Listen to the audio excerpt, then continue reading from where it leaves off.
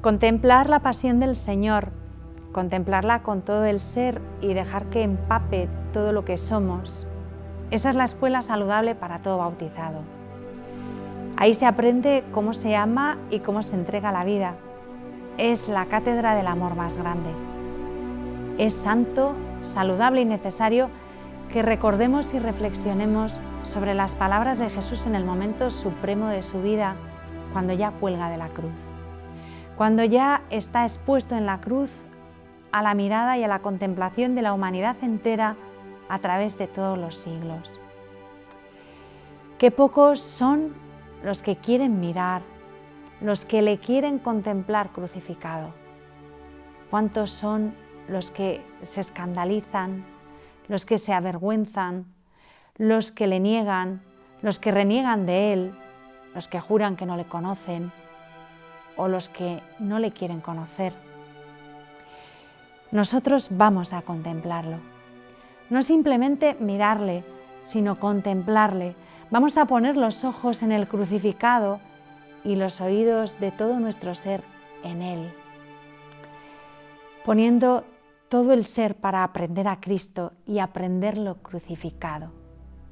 Que nuestros sentidos se empapen del aroma de la cruz, del sabor, del tacto, el sonido, todo lo relacionado con el amor más grande en la cruz. Se han dicho muchas cosas y se han hecho muchos comentarios acerca de las palabras que Jesús pronunció en la cruz. No voy a decir nada novedoso y probablemente nada que no hayáis oído ya antes, pero sí me gustaría que valoráramos estas palabras como lo que son en realidad, un tesoro. Y si toda palabra de Jesús, cualquier acto de Jesús a lo largo de toda su vida, deben de ser venerados, cuidados, atisbados, pues las últimas palabras de Jesús que recogen los evangelios hay que sorberlas, codiciarlas, guardarlas en el corazón con especial cuidado, porque son las palabras del amor extremo de Jesús y porque son las palabras finales de la palabra encarnada. Las 7 palabras que vamos a repasar fueron pronunciadas en una situación excepcional. Jesús estaba ya clavado en la cruz. Hay que valorar y tener presente el contexto en que fueron pronunciadas y el esfuerzo físico que cada palabra le costó a Jesús. Insisto en que si cualquier palabra que pronunció Jesús tiene un valor infinito, las que pronunció en la cruz tienen un valor más que infinito, si cabe la expresión. Trasladémonos por un momento con la mente y el corazón a aquel escenario. Jesús estaba pendiente de la cruz y en un estado físico en el que respirar era muy dificultoso. Estaba febril, sediento, asfixiándose. Para poder pronunciar una palabra, Jesús tenía que hacer un esfuerzo inmenso que después del sudor de sangre, después de la flagelación, después del camino cargando con el patíbulo por la vía sacra, salen de un cuerpo debilitado, donde apenas quedan fuerzas, donde apenas queda ya vida, donde ya queda solo el amor. Y Él está exprimiendo hasta la última gota, hasta el último átomo, sin reservarse absolutamente nada. Cada vez que Jesús pronuncia una palabra, tiene que enderezarse sobre sus pies clavados para poder hablar, para poder llenar los pulmones de aire y emitir un sonido. Tiene que elevar su cabeza y cada vez que le eleva su cabeza, la corona de espinas que tiene puesta se clava más y más. Las palabras de Jesús en la cruz son los últimos actos del amor extremo de Jesús y como siempre son para nosotros, son amor entregado para nosotros. Son como el testamento de Jesús, son palabras que quedan ahí y que culminan con ese grito que rompe el corazón, ese grito misterioso que nunca sabemos del todo qué quiso expresar, pero que sin duda expresaba amor. Mateo y Marcos dicen en su Evangelio: y Jesús, dando un fuerte grito, expiró. En este grito de Jesús moribundo, sin duda hay un misterio. Y es el misterio en el que deberíamos intentar entrar, el misterio en el que deberíamos intentar penetrar. Si Jesús dio ese fuerte grito, sin duda es para que se escuchara. Jesús dio ese grito para que lo oyéramos. Sabemos que nada de lo que se narra en el Evangelio es para rellenar espacio, ni por casualidad, ni a modo de anécdota. Todo tiene un significado y un contenido teológico profundo. Desde los primeros lloros del recién nacido de Belén hasta el grito último de Jesús en la cruz, e incluso a la lanzada que recibe después de muerto, que no parte de Jesús, sino que recibe Él. Todo lo que rodea el cuerpo sacratísimo de Jesús, desde su concepción hasta su ascensión al cielo y aún hoy mismo en la Eucaristía, todo, absolutamente todo, es amor y redención. El cuerpo de Jesús, la humanidad de Cristo, es siempre y únicamente vehículo e instrumento de amor y de redención. Podemos decir que no sirve para otra cosa. Volviendo al grito, lo primero que hay que decir es que ese grito es como todo lo que Jesús hace y dice en el Evangelio. Es un grito que es amor, un grito de salvación. Podemos decir que en ese bendito grito, que es el postrero grito de Jesús antes de morir, de alguna manera está encerrado todo lo que quedó por decir, todo lo que no pudo decir, todo lo que no pudo expresar con palabras, todo lo que le quedaba dentro por darnos. Todo el amor que podía quedar por dentro sin entregar, si cabe esta expresión, antes de morir, va contenido en ese grito de Jesús. Con ese grito Jesús vació su corazón de todo lo que lo había llenado durante la vida. Es un grito que está ahí resonando y que atraviesa todos los siglos, con mucha más fuerza que todos los demás gritos de los hombres, de guerras, de dolor, de alegría, de desesperación. Es el grito del Hijo de Dios que ya lo ha dado todo, que no teniendo nada más que dar, se da a sí mismo. El padre Raniero Cantalamessa dice que no es arrogancia intentar penetrar en el misterio de ese grito y descubrir su contenido. Y hay una razón objetiva, puramente dogmática, teológica, que nos autoriza a hacerlo. Y esa razón se llama inspiración bíblica. Toda la Escritura, toda, está inspirada por Dios. Y dice la segunda epístola de Pedro que hombres como eran, hablaron de parte de Dios, movidos por el Espíritu Santo. Y si hay alguien que conoce el secreto de aquel grito, ese es el Espíritu Santo, que inspiró todas las Escrituras y también ese grito.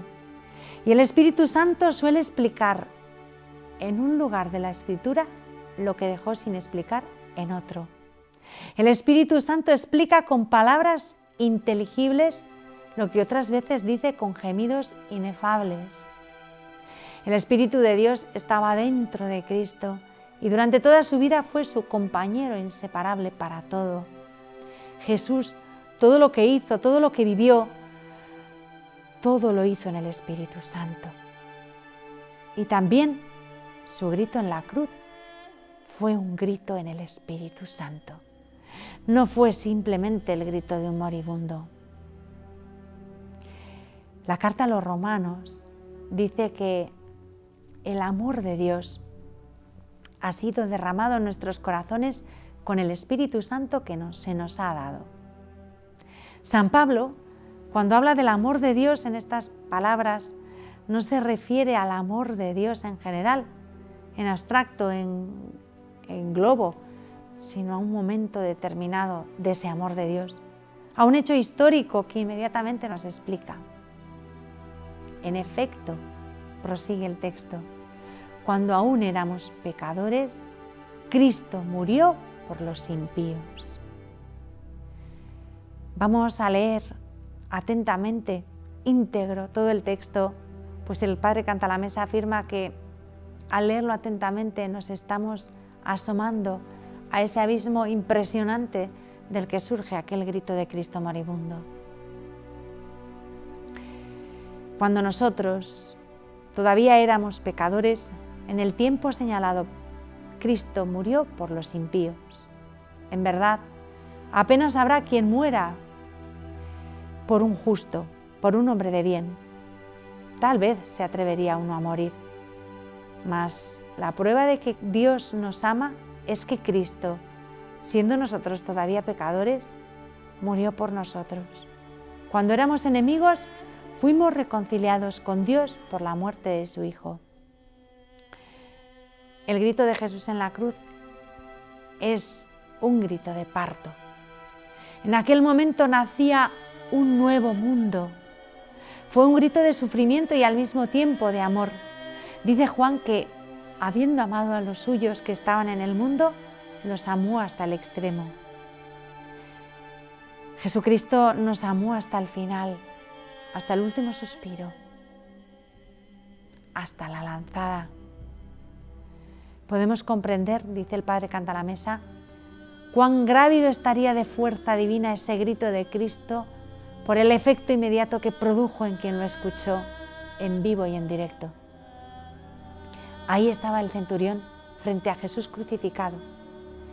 Y cuando vio a Jesús morir de aquella manera dijo, realmente este hombre era Hijo de Dios. Contemplando a Jesús, intentemos abrirnos a ese grito de amor. Desde la Eucaristía Jesús grita, Jesús clama. Desde la Eucaristía sigue teniendo lugar, es presente hoy, el misterio de la cruz, la crucifixión. Desde el sagrario Él sigue dándonos a luz a esta vida nueva. Y aunque no lo oigamos físicamente, Él sigue gritando para darnos salud. Si no lo hacemos así, si no le contemplamos así, nuestras adoraciones, nuestros primeros viernes no van a servir de nada. Tenemos que ponernos ante Él y escuchar ese grito y dejar que nos conmueva hasta lo más hondo. Dice Mateo que cuando Jesús dio aquel fuerte grito, el velo del templo se rasgó en dos, de arriba abajo. La tierra tembló, las rocas se rajaron, las tumbas se abrieron. Esto es una imagen de lo que debería suceder en nuestros corazones. Estas rocas interiores que tenemos de piedra, los hombres que nunca se han conmovido, que nunca han llorado, que nunca han querido volver al Señor, deberían romperse, resquebrajarse. Y para abrir los corazones más cerrados no hay más que una llave, y Jesús lo sabe. Y esa llave no es el reproche, no es el juicio, no son las amenazas, no es la vergüenza. Por supuesto, no es la venganza. Solo hay una posibilidad, solo una. Es el amor. Y esto es lo que Él ha hecho con nosotros. Esa es su alma. A mí me hace pensar mucho esto, porque yo, como carmelita samaritana del corazón de Jesús, también estoy llamada a gritar. a gritar al mundo entero. También estoy llamada a gritar dando a luz una humanidad nueva. Tengo que gritar para anunciar, pero también gritar para dar vida. Nuestros gritos tienen que ser solo de amor. Nunca gritos de condena, nunca de reproche, nunca de rabia, nunca con resentimiento. Esos gritos solamente servirían para que los gritos de amor de las personas que con Jesús y como Jesús crucificadas gritan, se perdieran. Y tenemos que gritar, pero con Jesús y como Jesús. Tenemos que gritarle a Él y ser altavoces de lo que grita Él. El amor es la única arma que Jesús utiliza contra nosotros. San Pablo dice que nos apremia el amor de Cristo al pensar que uno murió por todos. Es muy bonito detenernos aquí y considerar la palabra griega que utiliza San Pablo.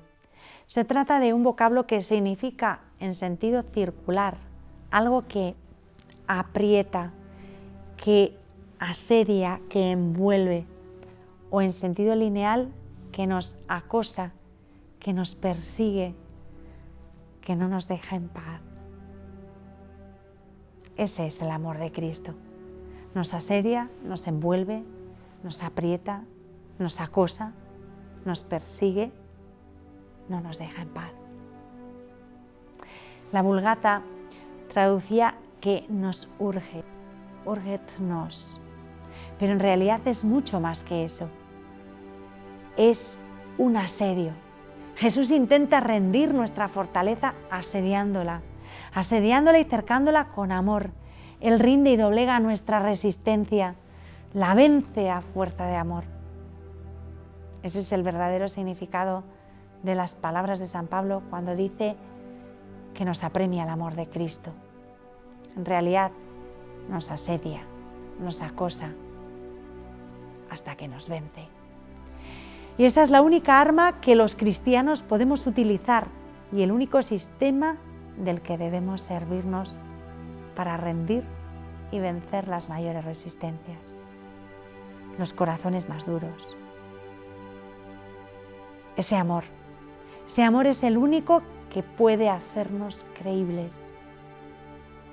Amaos para que el mundo crea.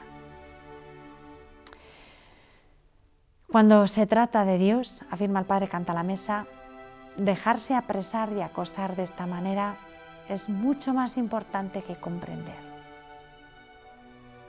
Estas cosas se las revelan a los pequeños y se les ocultan a los prudentes y a los sabios. Os he dicho que el grito de Jesús en la cruz es un grito de parto, es un grito precioso, que es también evangelio, que es buena noticia. Es un grito de parto, pero es un parto especial. Pensemos en un caso que se ha dado varias veces, de una mujer que está esperando un hijo y a la que le diagnostican una enfermedad mortal que urge tratar y cuyo tratamiento para intentar salvar la vida de esta mujer es incompatible con el buen término del embarazo y el nacimiento de su hijo. Y ella tiene que elegir. Y esta mujer elige dar a luz a su hijo a costa de no tratar su enfermedad y de ir encaminada a una muerte rápida en breve tiempo. Se ha dado más de un caso de estos. Pues imaginad por un momento ese niño que nace en esas circunstancias y que poco tiempo después de nacer, o casi en el momento en que él nace, su madre muere. ¿Qué sentirá ese niño cuando de mayor pueda comprender que su madre ha muerto para que él pueda vivir? Que tuvo que escoger y escogió que él viviera a costa de morir ella. Para ese niño, oír hablar de su madre tiene que ser lo más grande. Incluso para ese niño, las personas se diferencian unas de otras por el modo en que hablan de su madre. La muerte de esa madre ese niño la lleva grabada en su ser, porque Él ha nacido como fruto de esa muerte. Bien, pues nosotros somos ese niño. Yo soy ese niño que nací como consecuencia de la muerte de alguien. El grito de Jesús en la cruz es el grito que Él lanza para que yo pueda nacer. Es el grito de quien me está dando a luz a una vida nueva. Jesús muriendo, dando vida al mundo. Y todavía hay una diferencia. El niño que nace a costa del sacrificio de su madre, de dar la propia vida para que su hijo pueda ser gestado y vivir después, es absolutamente inocente y no ha hecho nada contra su madre. Pero yo no era inocente. Yo he pecado. Y habiendo pecado, habiendo ido contra quien me ha dado a luz, Él ha antepuesto mi vida a la suya. Ha querido morir para que yo pueda vivir. El sacrificio de Jesús es mayor aún que el de una madre. Y ante algo así, que es verdadero y real, ¿cuáles son mis sentimientos cuando contemplo a Jesús? Y más cuando le contemplo en la cruz. Creo que ante algo así solo cabe una cosa: llorar de gratitud y de amor. Porque estaba muerta y Él ha entregado todo y se ha entregado a sí mismo para darme a luz a una vida nueva, verdadera y eterna. No tengo ningún derecho a no vivir feliz y agradecida a Dios. No tengo ningún derecho a dudar de la bondad de Dios. No tengo ningún derecho a no confiar en la infinita misericordia de Dios.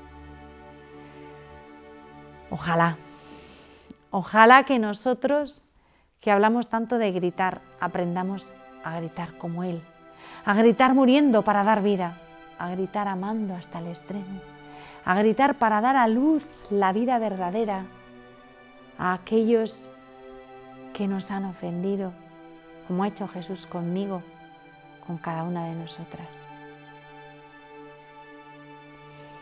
Y con esto presente, os invito a entrar en el misterio y a adorar la palabra crucificada de Dios.